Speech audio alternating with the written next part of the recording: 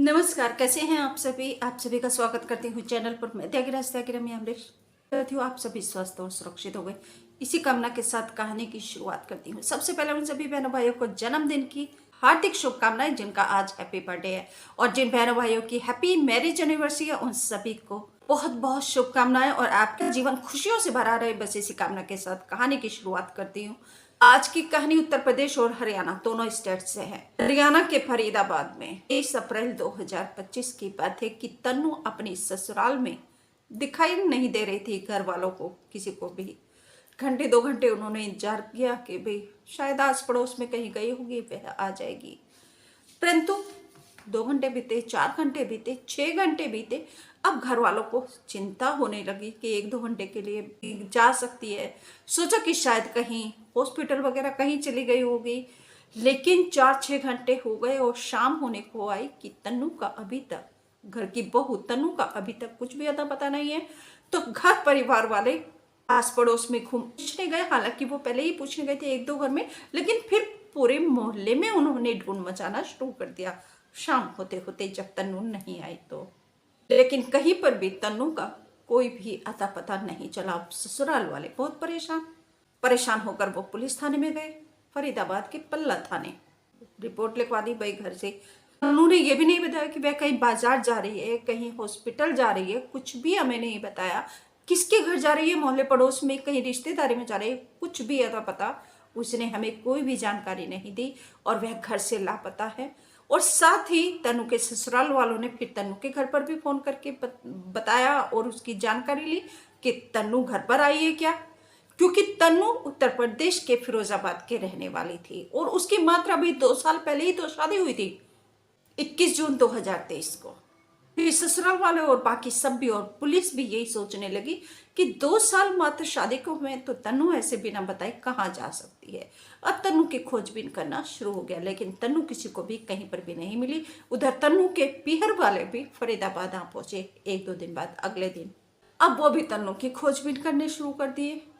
तन्नू के जो परिजन थे पीहर वाले, उन्होंने भी अपनी रिश्तेदारियों में भी पता किया कि शायद तन्नू कहीं चली गई हो। जब परेशान होता है तो वे चारों तरफ खोई हुई चीज को चारों तरफ ढूंढता है।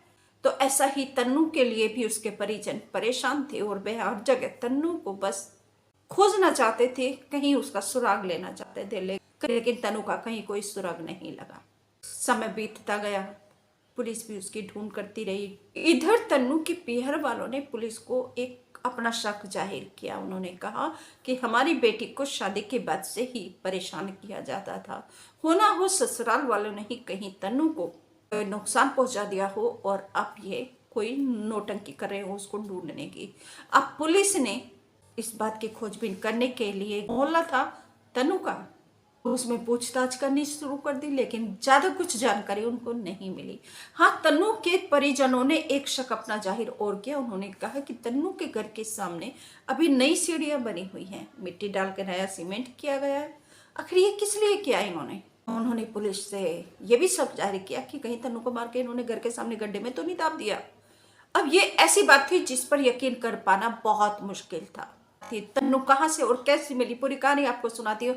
बस आपसे निवेदन करती हूँ, प्लीज जल्दी से चैनल को सब्सक्राइब कर लीजिए, घंटी दिखाई दे रही है इसे दबाकर ऑल पर सिलेक्ट कर लीजिए, मेरे फैमिली मेंबर बन जाइए। और कमेंट करके जरूर बताइएगा कि आपको कहानी कैसी लगी और आप अपने क्या सुझाव देना चाहते हैं। इस प्रकार की जो घटनाएं होती हैं तो आप उनके लिए क्या कहना चाहेंगे, क्या समस्याओं का समाधान होना चाहिए। और आपसे ये निवेदन करती हूँ कि आप हमेशा वीडियो देखा कीजिए और अपने कमेंट जरूर किया कीजिए, क्योंकि मैं कमेंट जरूर पढ़ती हूँ और उनके जवाब भी देती हूँ।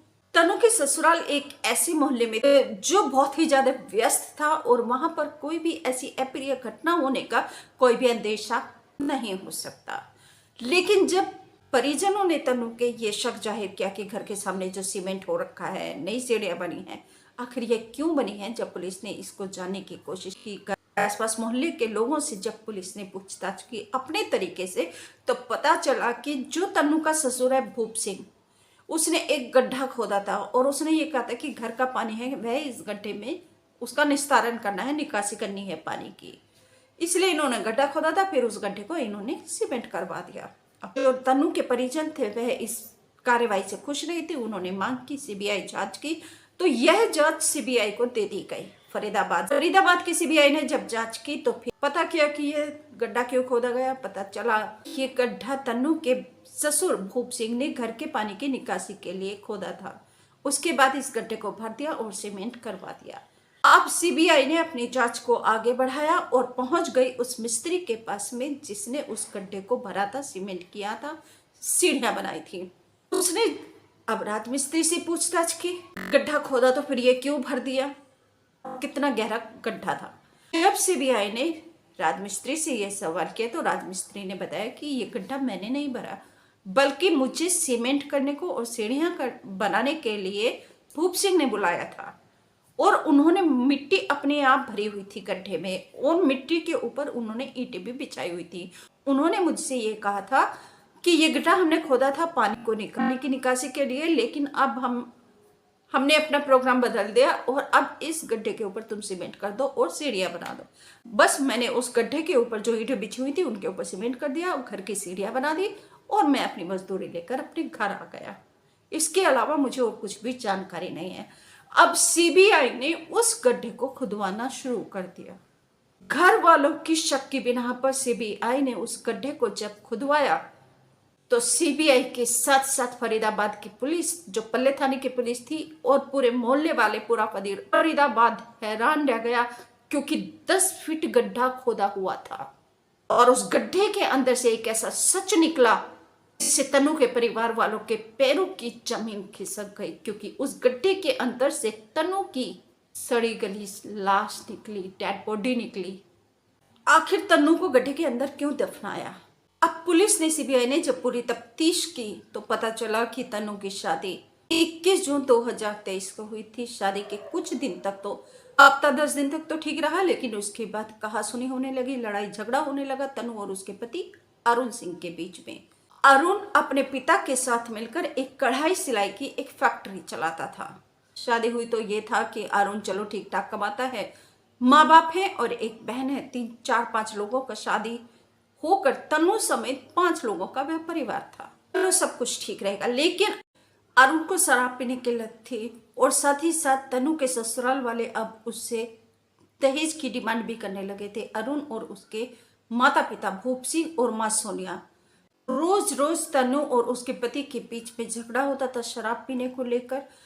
तन्नू के ससुराल वाले अपने बेटे अरुण का ही साथ देते थे और तन्नू के साथ कहासुनी करते थे। इसी बीच 23 अप्रैल 2025 की बात है कि इन लोगों ने 1-2 दिन पहले सलाह की, पूरी साजिश रची और उस साजिश में अरुण, ससुर भूप सिंह और सास सोनिया शामिल थी। उन सब ने एक साजिश के तहत पूरा प्लान बनाकर हत्या का। सास सोनिया तो चली गई अपनी मायके में 1 दिन पहले ताकि उसका नाम ना आए, वह बच जाए सीधे तौर से इस हत्याकांड से। और अरुण ने अपनी बहन को और पत्नी तन्नू को खाने में नींद की गोली मिला दी। जब ये इसलिए मिलाया था ताकि तन्नू की हत्या कर दे और बहन को इस हत्याकांड का पता भी ना चले।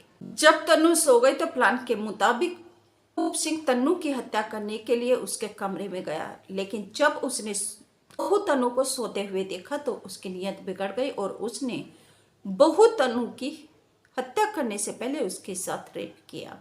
उसके बाद गला दबाकर उसकी हत्या कर दी। अब बेटी को तो पता ही नहीं कि घर में हत्याकांड भी हो गया, लेकिन माँ सोनिया, पति अरुण और ससुर भूप सिंह इस पूरी साजिश में शामिल थे। और इसके बाद भूप सिंह और अरुण ने लाश को रातों रात उठाकर गड्ढे में डाल दिया, उसमें मिट्टी भर दी, ऊपर से ईंटें लगा दी और मिस्त्री को बुलाकर उस पर सीमेंट करवाकर नई सीढ़ियां बना दी। पुलिस ने भूप सिंह, अरुण और सोनिया इन तीनों को गिरफ्तार कर लिया है। हत्याकांड के खुलासे में लगभग 2 महीने हो गए, क्योंकि 23 अप्रैल को यह हत्याकांड हुई थी। 21 जून 2025 को इस हत्याकांड का खुलासा हुआ है। इसमें सबसे ज्यादा किरकिरी फरीदाबाद के पल्ला थाने पुलिस की हुई है, क्योंकि पुलिस ने इस केस के ऊपर कोई भी कार्रवाई नहीं की। हालांकि अगर पुलिस तत्परता से कार्रवाई करती तो शायद तन्नू की जान फिर भी नहीं बच पाती, क्योंकि उसको गड्ढे में दफना दिया गला घोंटकर। लेकिन कम से कम 2 महीने तक तन्नू की लाश गड्ढे में तो ना सड़ती कम से कम।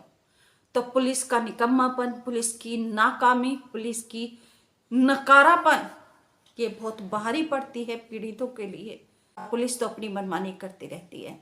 तो आप सभी से निवेदन करती हूँ कि शादी अपने बच्चों की, बेटियों की करते हो तो अपनी जिम्मेदारी भी तत्परता के साथ निभाइए, जैसे तन्नू के घर वालों ने निभाई। और एक बात और कहना चाहती हूँ कि जब बेटी की शादी करते हैं तो वहां पर आपकी जिम्मेदारी खत्म नहीं हो जाती।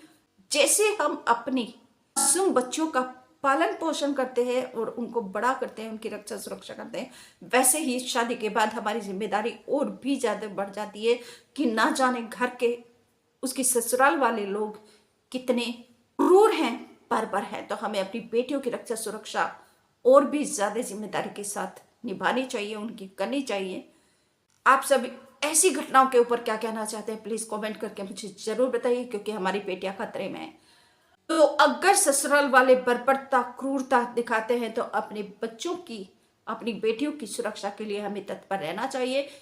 आप सभी से मैं पुनः यही निवेदन करती हूँ, चैनल अभी तक सब्सक्राइब नहीं किया तो प्लीज जल्दी से घंटी दिखाई दे रही है, इसको दबाकर ऑल पर सेलेक्ट कर लीजिए, चैनल को सब्सक्राइब कर लीजिए, मेरे फैमिली मेंबर बन जाइए।